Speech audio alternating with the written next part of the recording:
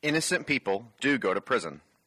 Floyd Bledsoe will discuss the price of wrongful imprisonment and how forgiveness can change one's life with Making Sense of Innocence.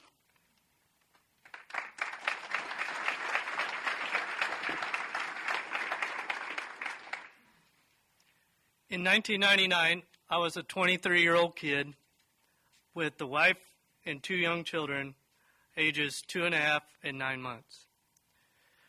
We lived in northeast Kansas, in a little town called Oskaloosa, where I milked cows and helped a area farmer farm for $400 a week. That was my wages in 1999. That's all I ever wanted to do in life, was raise a family, own a farm, and enjoy life.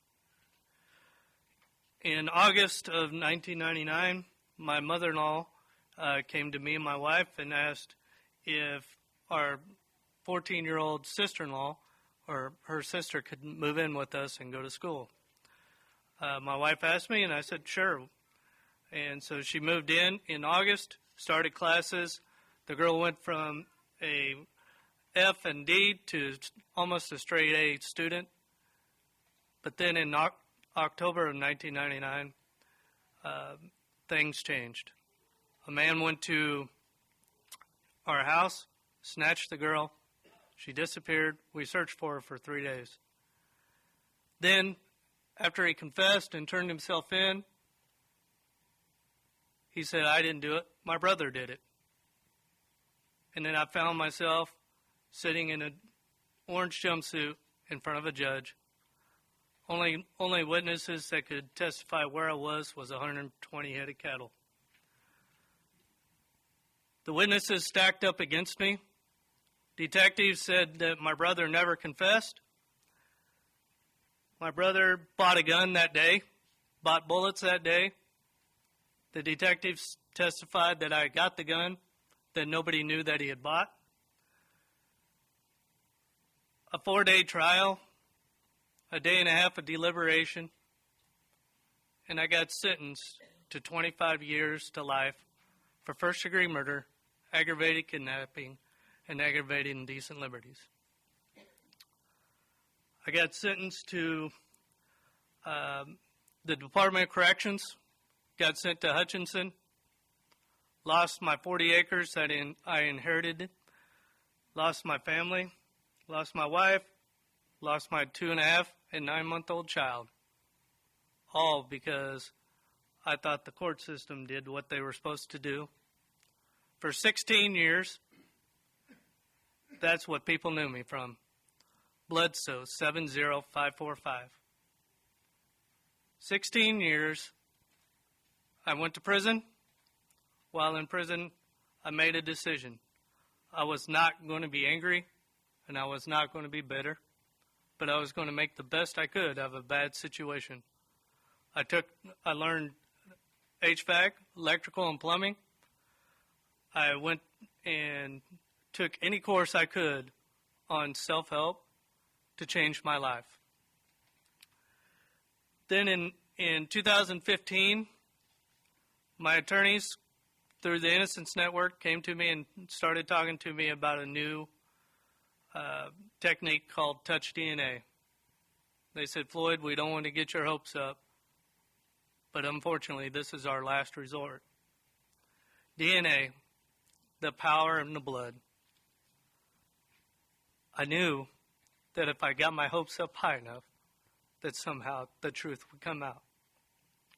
So I said, let's do it.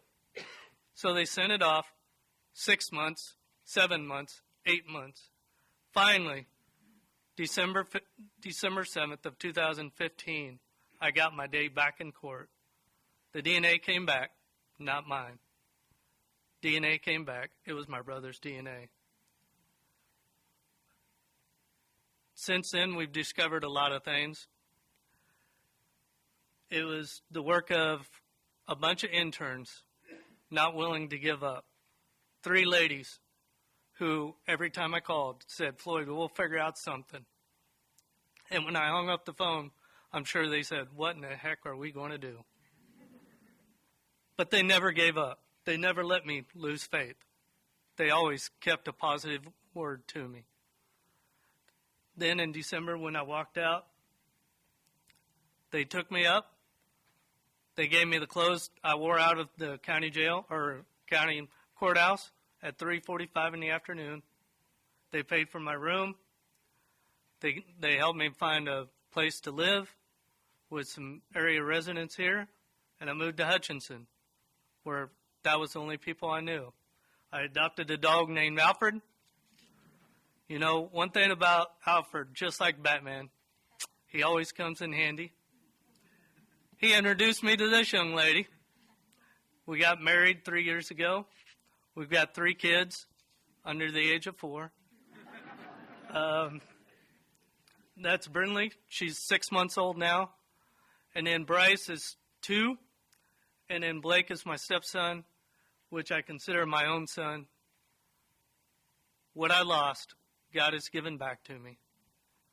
Despite everything that I've suffered, one thing I've learned above everything else is the power of forgiveness. You see, when you hold unforgiveness in your heart, you can't change.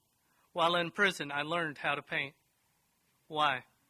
Because it was a way to give back to people that helped me.